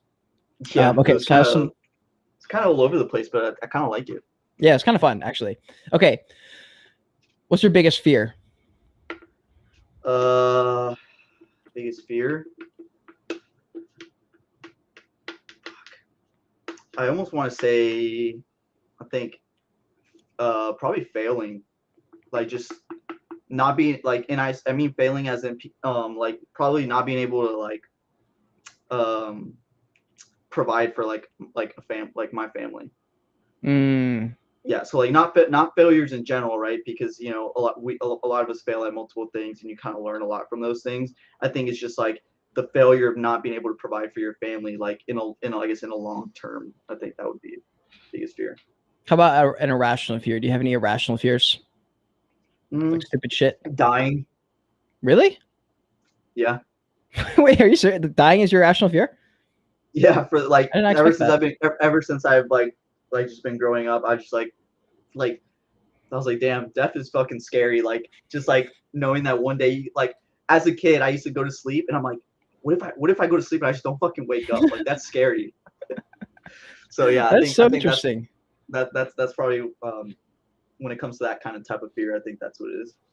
Damn, I've never really, I guess I've never, that kind of thing doesn't really come up. So I guess I've never asked that question for that reason. That's really interesting. I wonder if I have an irrational fear like that. Because mine's probably similar in the sense that like don't want to fail. Mine definitely stems from like deep fucking insecurity from like being bullied early on and being a loser early on. And so that's probably like one of the reasons in high school I was just so obsessed with trying to be cool and like fit in and roll with that popular crowd, trying to fit in with like, I don't even know who I was trying to to be cool in front of. Probably like James Hazelden. Who the fuck else? Who else was in our high school? Brian McDonald, like people like that who were like just kind of popular. I would just try and make sure that I was like in that crowd if I could be. High school was a rough time, dude. How would you describe our high school in one sentence? I don't know, man. I had good times in high school, but like, I don't know. High school is just high school. I kind of just don't even think about it. It's like whatever. Do you remember like did you ever because we weren't like friends in high school? You just like we like, kind of knew each other through soccer and stuff like that. Do you have any opinion on me in high school before we became friends? Not really. Just because I'm not really someone that like kind of judges people a lot. Like everyone kind of just is the way they are. I think when you first came to our high school, I was just like, I remember just like I was like, and the reason I knew you is because I've seen your videos on YouTube of like the soccer ones, like where you used to do like the trick shot videos. Yeah. And I knew you through like multiple people, and also like back when I played like club soccer and rec soccer, I remember people mentioned your name a lot. They're like, "There's this fucking dude, Kate. He's really good at soccer." So I remember when you transferred to our school, I was just like, "Oh, that's the dude who's like apparently really good at soccer." And then, yeah, I think that's it. That until I met you, that's kind of all I knew you for, was just like that dude who apparently was good at soccer. Well, I'm glad that's what you thought, because that's the only thing I fucking did until I moved to that school. Like literally until I got to West Ashley, the only thing on my mind was soccer. Then when I got to the school, popularity became a thing. Like it was my first chance to be popular. Like that's why I guess most people probably wouldn't know this, but I went to a like this rich kid school early on because my dad worked there, so I had free tuition. But I didn't like the school. I don't have any friends. Like I mean, they were all fine, but like I'm not friends with any of them now. We like lost contact with all of them. But I transferred out because I had no chance in that school, fam. Like I was literally bottom of the totem pole. And when I transferred, I was like the shiny new toy on the street. It's public school, so it's a little bit of a different thing. And I definitely got caught up in that stuff, like trying to be cool, trying to like, I don't even know, like date hot people and stuff like that. Like try date Emily Evans. From someone who was looking on the outside in, because in high school I never really cared for that stuff. I kind of just did my thing, hung out with the people I fucked with. But yeah, from the outside in, you like came in and you were just like immediately, it's like this dude's trying to be like the top dog, I guess. Down to like your fucking like proposal in the middle of the whole fucking gym. Oh my god. Oh yeah, you were there? I don't know if I was there, but I think I was there. But I just remember it because I see videos of it constantly. Dude, that video might actually be in my folder here, because I think Emery it was like a memory that popped up on my Facebook. So I basically, when I was a freshman in high school, I was, like I said, I was a loser, and so I saw the really really popular kid. His name is Brett.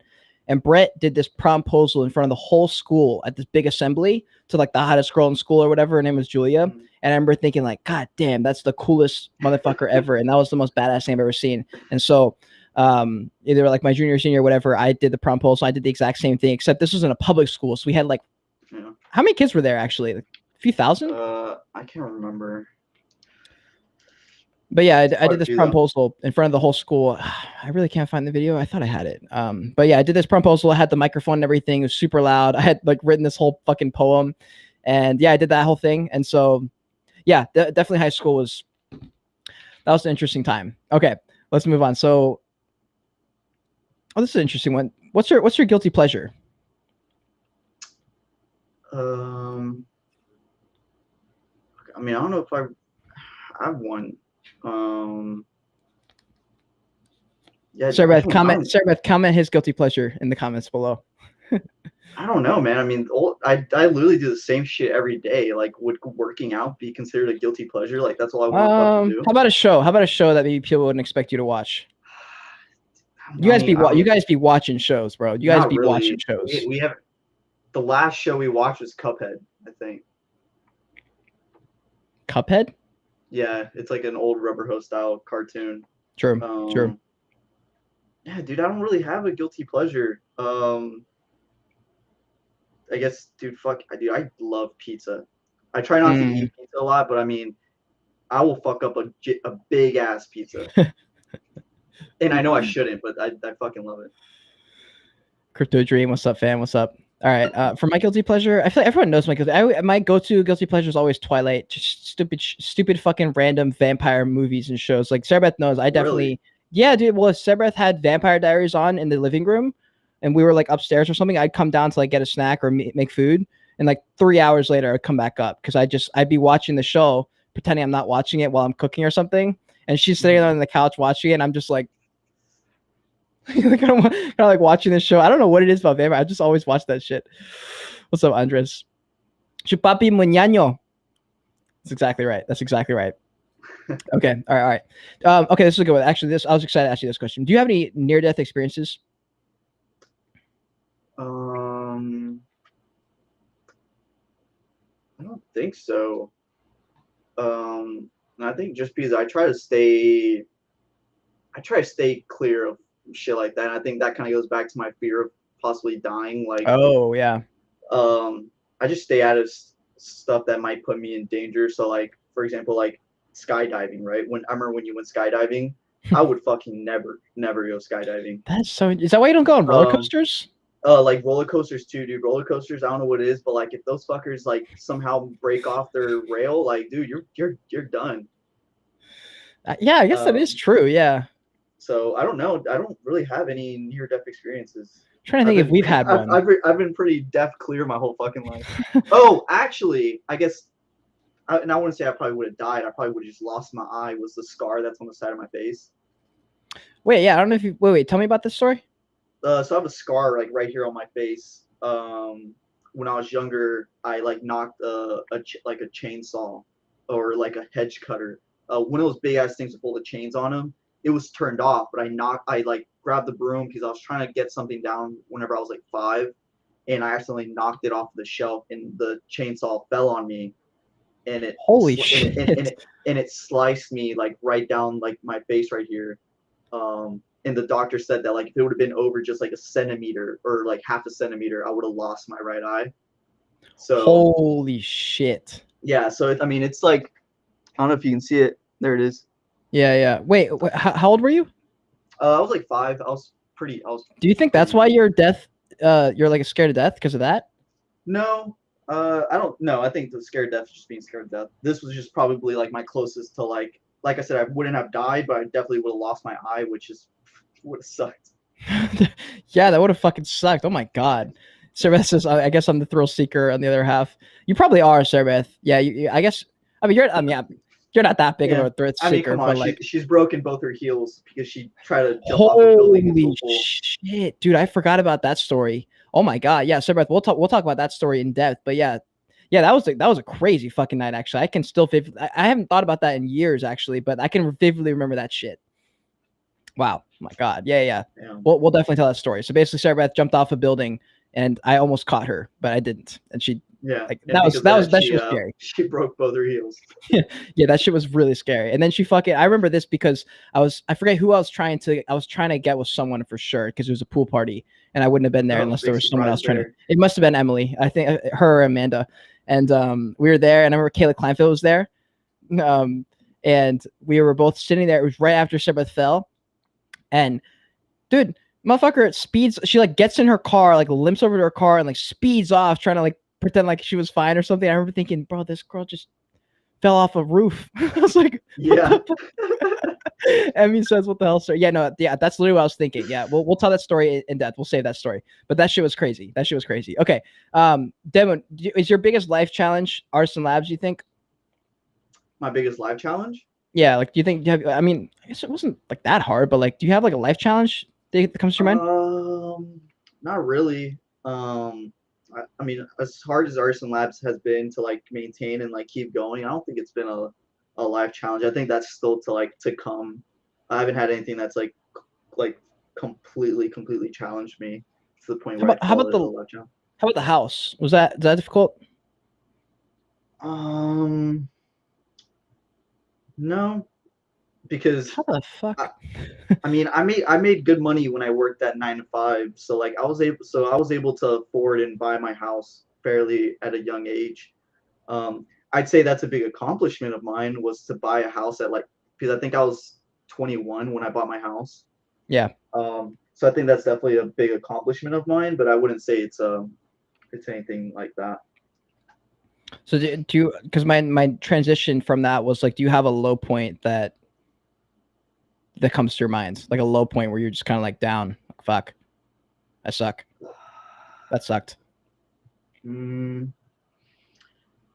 y'all are really making me feel like a fucking golden boy right now. I'm telling you right now, dude. Me and Service have had this conversation. Your time will come, dude. Something's gonna happen.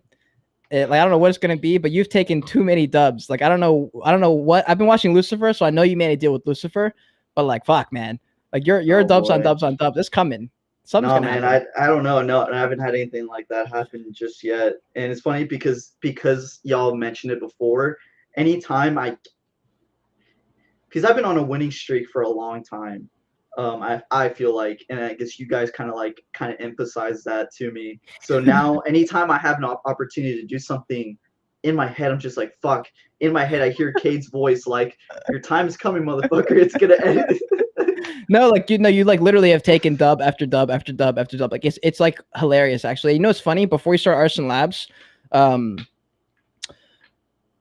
it might have been me and Sebastian talking about it, or some. I'm not sure who was talking about it, but I remember thinking like, I thought it was like before Arson Labs, you were working at the job, and then you were doing fine, like everything was normal. But I remember being like, Devin's too good at stuff to not like do something like more. I don't know what it is, but like all he does, because you were gaming, I think you were just gaming, you would work out and then you'd like go to work. And I forget what I was doing, but in my head I was like, he should be trying to do this, you should be trying to do that, and you weren't. And so when Arson Labs kicked, I was like, okay, yeah, that'll work for sure. Yeah. Okay, and then all right, what were you gonna say? No, I think if there's anything that Arson Labs has showed me is like, I'll probably never go back to fucking working for someone else again, or along those lines. Like, yeah, that's one thing that Arson Labs taught me, where it's like having that freedom to just be your own fucking boss and do whatever you want is like, dude, fuck working for someone else. Yeah, dude. Yeah, no, literally. Yeah, it sucks. I can't remember what it's actually. I do remember what it's like. It's fucking miserable. All right, walk me through your day in the life. We have a couple questions left here, but walk me through your day in the life. I know it's. Well, I feel maybe we already talked about it, but what's your day in the life? Oh boy. I know Emmy and a lot of them that are in chat right now are gonna get a kick out of it. So lately I wake up at like fucking 2 p.m., 1 p.m.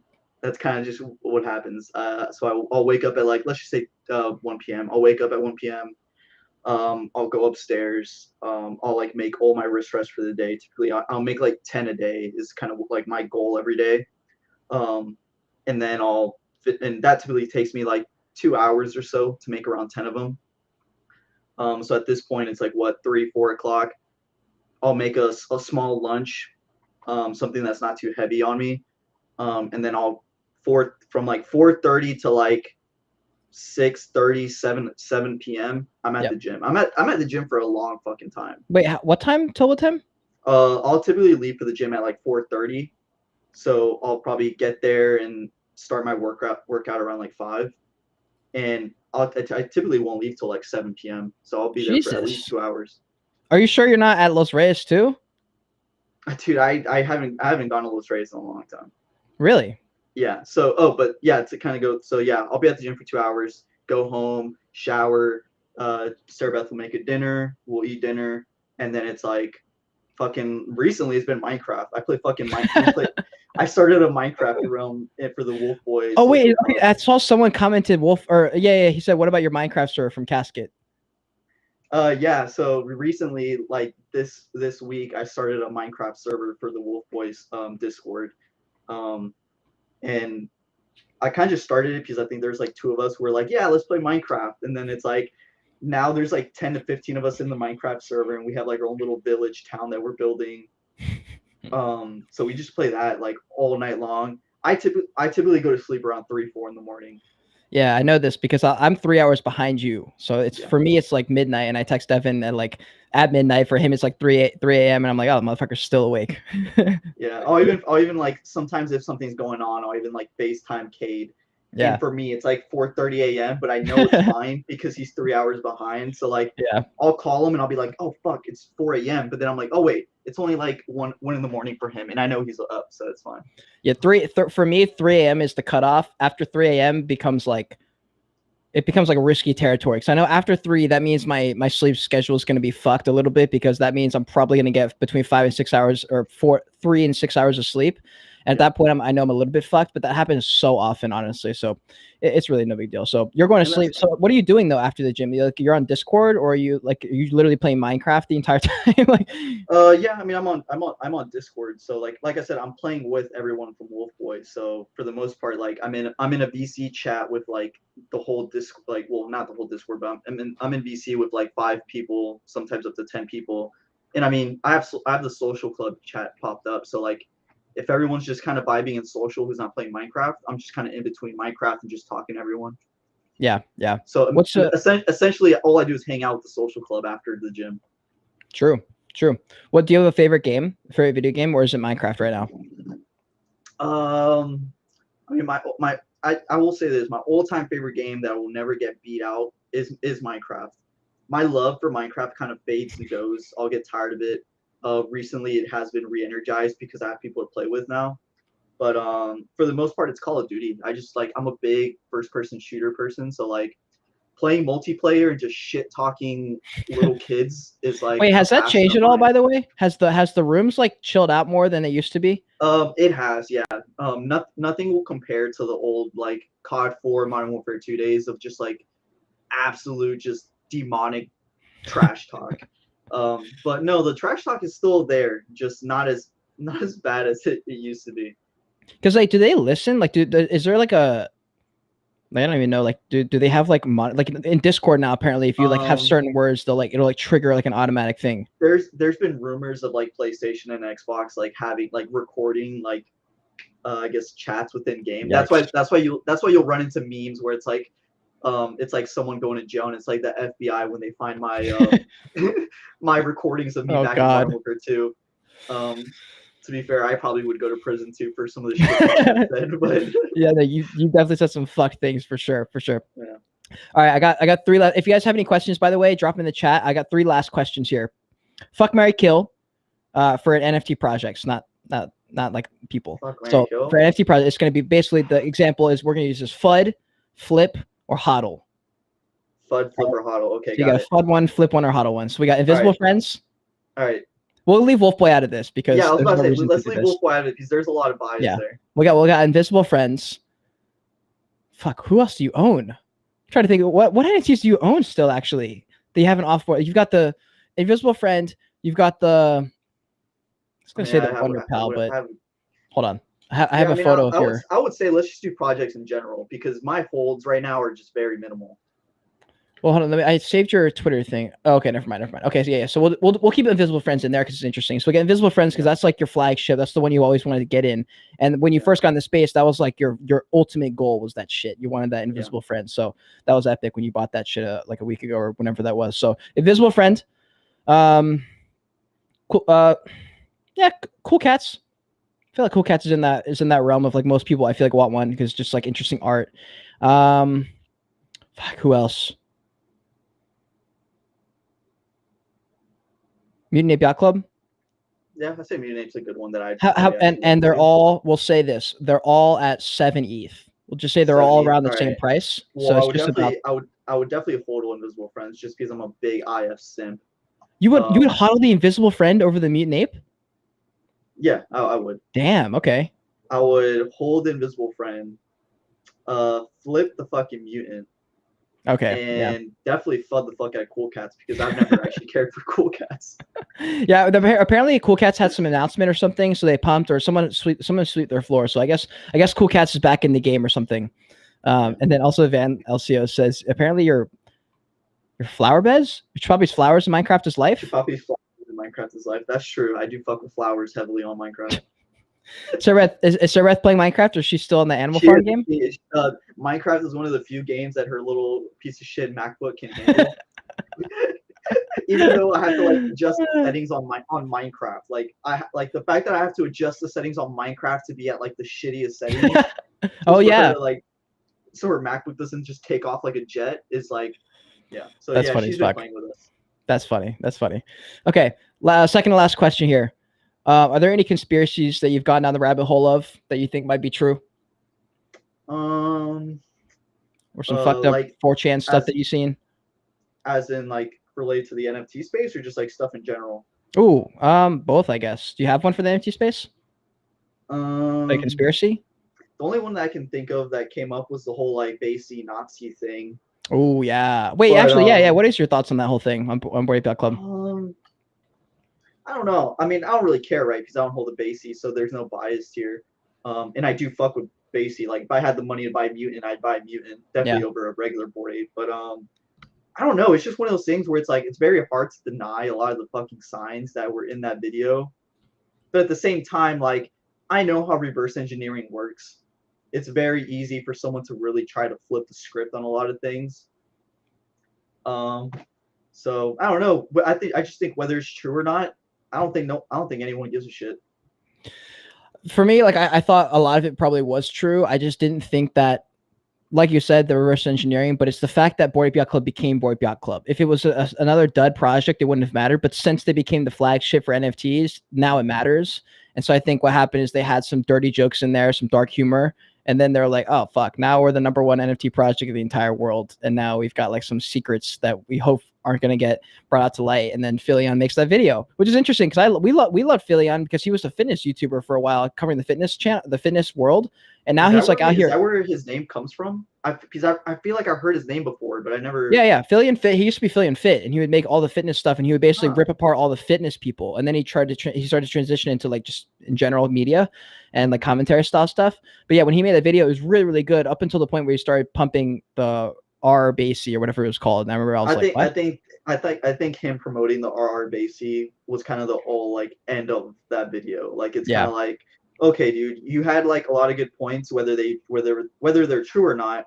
You had a lot of good points, and then you kind of just threw it all out the window with your promotion of. Because he says he hates NFTs, and I was like, wait, what? And then he's like, his Twitter page like is an NFT, like his profile picture, and I was like, what the fuck, dude? So whatever. Okay. Oh, super quick. What's your favorite alcohol? Tequila. Beer? Corona Premier. Okay. Final question. You said earlier you're coming up on 8 years with Sarbeth. What's the secret to this relationship? How come Cade cannot maintain more than 2 years, yet Devin and Sarbeth have made it almost a decade? Honestly, dude, I think just me and Sarbeth are very similar as into the way we think. Where it's just like when neither of us are fucking crazy. That helps. That helps. I feel like a lot of relationships, like the girls always, they're not always the girls, right? Guys can also be a big issue with this, but like, from what I've seen with you per se, is like some girls are just fucking crazy, dude. Like they just need to like calm the fuck down. And I think a lot of that comes into your like, I guess, kind of like feeling secure within your own relationship. Which I think me and Sarbeth have always had a really good, like we're always very secure. Like whether she's out doing something or I'm out doing something, like the trust is there. Like I don't know. I feel like we just don't care to do all that extra bullshit that a lot of people do. So we kind of just live our lives cohesively, and it just all like works and meshes very well together. Yeah, I would say the security is definitely the main reason. Like I remember one time it was like I forget how early we were into friends, and like I had taken this photo. It was a fitness photo with Sarbeth in it, and I remember I texted you because I was like, "Are you cool if I post this?" And you're like, "Kid, I don't give a fuck if you post this." And I was like, "Oh, right." Like I forgot. You're like completely you don't care, but that's just how it is. Yeah, it's just like I don't care. It's even like when it comes to like I know it's like a lot of thing where like guys are like they like won't let their girls wear certain things because like it's too showy. Yeah. It's like, dude, who gives a fuck? Like if someone wants to look at your girl, they're gonna look at your girl regardless. And especially if your girl's like fit and she's in shape or like, she puts a lot of effort into like how she looks. It's like, dude, fucking do your thing. Fucking rock that shit. If you're a bad bitch, you're a bad bitch. You just fucking do it. Yeah. And I think guys and girls probably attack it differently. Like maybe the girls go a certain way with it. Guys definitely just get super overprotective. And I know there's a push for that right now. Like there's a push for it. It's like, why would the girl do this if she's only your man? And it's just it makes everything like revolve around the man, I think in some ways. But for the most part, like I feel like, yeah, like you guys are both for the most part chill. Like even when you guys are upset about something, it's not like real. Like you don't like actually care. Like 90% of the time it's like some super dumb shit. Yeah, our biggest arguments that we ever have is like what the fuck are we gonna eat for dinner? or it's like you want to go here, but I don't want to go there. Like that's what the arguments mainly consist of. And dude, it's because like Devin just does not give a single fuck, dude. He's just like doesn't care. And I think sometimes Sarah Beth wants you to care, and you just like you don't She care, does. and then she gets mad that you So, don't care. She says it all the time. She's like, she'll say something to me, and like she might be a little hyped on it or not, and she'll just tell me about it. I'm like, cool, and she's like that's it, like. She's like, I'm sorry. I just like it's whatever. Oh my I god! mean, I think that's dude. kind of like it's like when we were planning our wedding. It's like Yeah. I just let her take over, dude. It's like if you want these colors for the wedding, fucking do it. I don't care. Like it's whatever. Yeah, you're like 3 or 4 steps. Like I can't tell. Like for me, it's entertaining. Like for example, like you probably can relate at the restaurant. Like when I hear, I don't have drama in my life. I have no drama. I have no interest in having drama really. And so when I go to the restaurant and like everyone's got their drama, I fucking love. Like I don't know if you like hearing that shit, but I fucking love hearing all the drama. I have no tie to it. I don't care really what happens. It's just really interesting to me. So I'm like 3 levels above you in that sense. Like I feel like if someone told you the story, you would just be like. And then you'd say nothing and just walk away. And I would probably offer like a little bit of something to it, just like add to it, you know? This is the way it is. This is the way it is. But anyways, guys, that was a lit episode. I'm super excited. Some people won some NFTs. That was fun to do. I haven't done one of those in a while. Episode 101 with CHUPAPI, Mr. CHUPAPI. This was fun as fuck, dude. Yeah. I mean, I feel like we pretty much have these on like a weekly basis because we FaceTime each other randomly throughout the day. Yeah, very true. Very true. And the reason we honestly waited till 100 episodes in is because I was trying to line one up with in real life because I visit Charleston. The problem is I don't really like Charleston that much. So like, I don't know when the next time I'm going to come is going to be. So likely the episode with CHUPAPI or CHUMAMI will probably be digital unless I come back. I don't know. Like I know I'm going to Colorado to see my family in December. And I don't know if I don't know. We'll see. No, we'll see. Maybe we'll do an in-person podcast. It'd be kind of fun. It'd be fun to do a 3-way who knows? podcast. Maybe me and Sarah will go to Seattle, or maybe just me. I don't know. You guys aren't coming to Seattle. You don't have to lie to me. I wouldn't be opposed to it. You come to Seattle? Yeah, I wouldn't be opposed to it. Yeah? I just don't know when because I don't really care to go to Seattle. Like there's other places I want to go first. I was gonna say you're coming like the worst time ever now. Like Seattle and Washington State right now is definitely more. We're about to enter like gloomy season for the next until summer. Dude, that's the kind of weather I like. I hate hot. So as long as I get to wear a fucking hoodie and a jacket, I'm chilling. You will, dude. It's the best right now. You walk outside, it's like 60, like a flat 60 all the time now. It's fucking amazing. Everyone else hates it. I've always liked that. I don't like the sun very much, but oh shit, Sarah's down. All right, well. Hope guys, maybe you will be seeing a Seattle NFT podcast. It'd be fun. So anyways, guys, thanks for being here. Smash the like button. Make sure you click that like button. I have CHUPAPI stuff down below in the description. Subscribe to the channel. Follow us on Twitter. I don't even know. Post Wolf Boys. I think it'd be fun to see the Wolf Boy timeline or the timeline on Twitter just be filled with Wolf Boys. That'd be sick. Or just go fucking buy a Wolf Boy. Our floor is like there's so many good wolves on the floor right now, and especially rare ones. Fucking go pick one up. Come into the Discord. Fucking play Minecraft with us. Shoot the shit. It's literally a good fucking time, and I mean that like purely. Yeah, it'd be a good time. And I hate ending podcasts. I'm literally still after 100 episodes. I'm working on how to properly end podcasts. I don't know why I like doing podcasts. So when I comes near the end, my brain's thinking of ways to extend it, and it just doesn't work. So, anyways, guys, until next time, continue on your Joyage, continue to learn, and we're grateful you're live watching this video.